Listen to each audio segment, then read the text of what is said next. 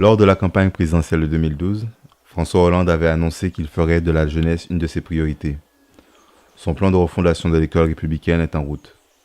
Elle porte dans un premier temps sur la réforme des collèges. Les orientations, telles qu'elles sont présentées par le communiqué de presse du ministère de l'Éducation, devraient permettre une meilleure acquisition des savoirs fondamentaux et de former à d'autres compétences. Ce projet s'articule principalement autour de deux outils. Premièrement, il s'agit d'accompagner tous les élèves de façon personnalisée. De plus en plus de parents issus de milieux relativement aisés font le choix de compléter l'éducation de leurs enfants par des cours privés. La République doit pouvoir assurer l'égalité des chances. Ce principe expliquerait ce choix. Effectivement, il peut être intéressant de consacrer du temps à chacun, ceci permettant d'aller plus loin dans l'assimilation des cours pour certains et de comprendre pour d'autres. Cependant, la loi n'est pas claire. En effet, le texte dispose que tous les élèves devront bénéficier de l'accompagnement personnalisé pendant 1 à 2 heures par semaine. Cela amène à s'interroger sur l'organisation en termes d'encadrement.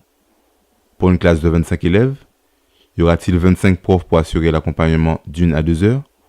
Ou les 1 à 2 heures réservées à cet effet seront-elles utilisées pour tout un groupe, ce qui voudrait dire qu'il n'y aurait pas 1 à 2 heures par élève? L'accompagnement personnalisé, oui, mais un élève peut avoir besoin d'un coup de pouce dans toutes les matières. Je doute que la création de 4000 postes soit suffisante pour répondre à ce programme, sachant qu'il y a 7000 collèges en France, ce qui représenterait une personne 75 recrutée par établissement, ou encore 0,001 personne par collégien. Deuxièmement, dans les 4 heures hebdomadaires consacrées à l'enseignement complémentaire, il y a l'interdisciplinarité. L'idée est séduisante. L'article 5 de l'arrêté du 19 mai 2015 précise des thèmes offrant une palette variée, venant nourrir la culture générale de chaque apprenant. Il permet aux collégiens de se réaliser par la réflexion à travers 6 thèmes parmi les 8 définis par la loi. Les orientations proposées en termes de sujets sont intéressantes, mais là encore, il est difficile d'appréhender l'organisation. Il est prévu 2 à 3 heures par semaine pour ce dispositif pédagogique. Comme son nom le sous-entend, ce cours fait intervenir plusieurs disciplines et donc plusieurs professeurs. D'ailleurs, est-ce un cours? Comment le collégien est accompagné de son projet interdisciplinaire? Une chose est sûre, il s'agit encore d'une réforme pendue rapidement, sans réflexion sur sa faisabilité. C'est à se demander à quoi servent les gens qui travaillent dans l'administration s'ils ne peuvent pas prévoir le nombre de personnes nécessaires à la mise en place d'une politique. Comme d'habitude, les mots sont beaux, mais ils ne laissent pas entrevoir un réel changement éducatif. L'opposition se contente de s'opposer, sans argumentation pertinente, faisant de la politique uniquement politicienne. Il donne l'impression de ne pas avoir lu l'arrêté émanant du décret. Ma question c'est, qu'y a-t-il dans votre programme? Ma question c'est, qu'y a-t-il dans votre programme? Ma question c'est, qu'y a-t-il dans votre programme? Je veux augmenter l'apprentissage des fondamentaux. Je veux augmenter l'apprentissage des fondamentaux. Je veux augmenter l'apprentissage des fondamentaux. Ensuite, ils se sont tous battus pour utiliser le mot excellence. Et puis, qu'est-ce que l'excellence? Où est l'excellence dans ce débat? Où est l'excellence dans cette société? Bref, en ce qui me concerne, je cherchais à savoir ce qu'il y avait au fond de cette réforme, mais je n'ai vu que de l'enfumage de grandes formules. Tous les membres du gouvernement s'accordent à dire qu'il faut aller vite. Les élections arrivent. Certes, il y a eu une concertation avec des enseignants, pourtant ce qui en résulte ne paraît pas réaliste. Mais que pensent les collégiens? Que reprochent-ils à leur scolarité? Et les enseignants? Voient-ils ce projet réalisable? Comment imaginent-ils un changement du système éducatif? Pour répondre à ces questions, je me suis rapproché du collège où j'ai fait mes classes. J'ai adressé une demande au principal afin d'interviewer les enseignants et les élèves. Cela n'était pas possible. Mon action n'a pas encore de cadre juridique. Finalement, il m'a reçu et m'a livré son point de vue. Vous savez, m'a-t-il dit, aucune des réformes des 20 dernières années n'est venue apporter un changement significatif à l'éducation. Et puis il a commencé à m'exposer sa vision en profondeur. À mon grand étonnement, il m'a paru dans un premier temps être très marginal, plus que je ne pouvais l'être moi-même. En fait, il était réaliste et pragmatique. Pour m'éclairer sur son analyse, étant appelé par son travail, il m'a donné un document parlant du modèle finlandais. Pendant 30 ans, de façon évolutive, ce pays, considéré comme ayant le meilleur modèle scolaire, a mis en place un système visant à positionner l'élève au centre de leur réflexion. L'idée fondatrice est de leur permettre d'avoir un sentiment d'eux-mêmes très positif par rapport aux apprentissages, d'abaisser le niveau d'anxiété face au travail. Sans être exhaustif, le premier choix a consisté à améliorer l'environnement. L'élève doit se sentir comme chez lui. La taille modeste des établissements permet une proximité avec le corps d'encadrement. Penser que l'organisation des bâtiments peut apporter une autre approche à l'éducation peut paraître bête. Sans aller très loin, le simple fait qu'une classe soit conçue avec des élèves faisant face aux professeurs apporte une autre condition au fonctionnement du groupe. Dans ce cas de figure, ce sont les individualités ayant à copier ce que l'enseignant dit. Alors que, par exemple, une classe avec des tables configurées en U sous-entend un esprit de cohésion où chacun voit tout le monde, peut interagir face au cours qui devient plus animé. Le deuxième choix a consisté à augmenter l'encadrement par élève. Les conseillers sont plus nombreux et présents toute la journée. Cela sous-entend qu'ils ont la capacité de répondre aux questions des apprenants.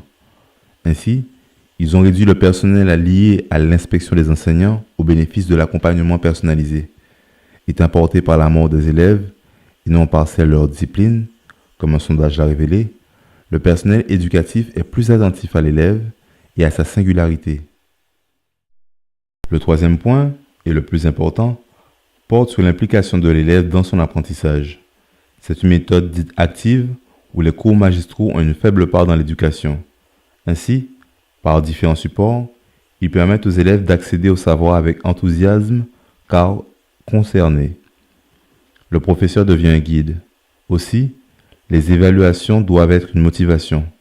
Effectivement, dans la vie, les erreurs sont des leviers pour s'améliorer. Pour ne pas dégrader l'image de soi, au collège, les notes varient de 4 à 10, le 0 étant banni. La Finlande a fait le choix de faire confiance à la curiosité et à la soif naturelle d'apprendre des enfants, faisant de l'éducation un développement de la personne. En France, l'enseignement est porté sur la connaissance et non la compétence. Déjà adolescent, au lycée, je me plaignais de cela. À 25 ans, j'espérais avoir la possibilité de ne pas mettre mes enfants à l'école. Actuellement, formateur dans un centre pour adultes, je vais intervenir pour l'examination d'un rapport de stage d'un BEP agricole au lycée. Quelle ne fut pas ma surprise. Au lieu d'avoir à écrire un dossier comme j'ai eu à le faire en classe de première, les élèves devaient remplir un tableau prenant 1 à 2 pages pour parler de leur stage. Naturellement, j'ai pensé au fait que ce système tend vraiment à rendre les gens débiles. L'un des axes principaux de ma pensée consiste à dire que face au chômage, à la désindustrialisation et au niveau technologique, la société a besoin de construire des créateurs. J'aurai l'occasion de développer sur ce sujet. La compétence qui me semble essentielle, basique, est l'écriture. Quand je dis cela, je ne pense pas au fait de mettre les mots les uns derrière les autres. C'est bien plus que ça. Écrire est un moyen d'expression de notre esprit. L'écrivain, le scénariste, sont des gens qui font parler leur esprit. On a besoin d'écrire pour rédiger un projet tel qu'il soit, associatif, d'entreprise et même artistique. C'est la première étape. Montaigne a dit « Éduquer, ce n'est pas remplir des vases, mais allumer des feux. » L'écriture est aussi un moyen d'allumer les feux de l'esprit. Écrire est une expérience spirituelle, ou pour ceux qui n'aiment pas le mot spirituel, est un acte de développement personnel. En 2009, alors que je tentais de commencer mon mémoire de fin d'études, mon père m'a offert un livre intitulé « Libérez votre créativité » de Julia Cameron. À l'origine, écrivain et réalisateur, Julia Cameron a mis en place un atelier afin de permettre à chacun de faire vivre l'esprit créateur qui est présent en nous. Cette méthode est issue de son expérience. Elle explique en introduction que sa situation d'écrivain addict à l'alcool l'a poussé à définir une méthode pour faire vivre sa créativité autrement. C'est le début d'un cheminement spirituel, car au fond, elle savait que l'alcool l'empêcherait un jour d'écrire. Elle dit « Nous nous engageons à faire certains exercices spirituels pour être en harmonie avec l'énergie créatrice. » En effet, nous sommes tous d'une certaine façon des témoins de la pensée universelle. Le monde dans lequel nous vivons crée une uniformisation.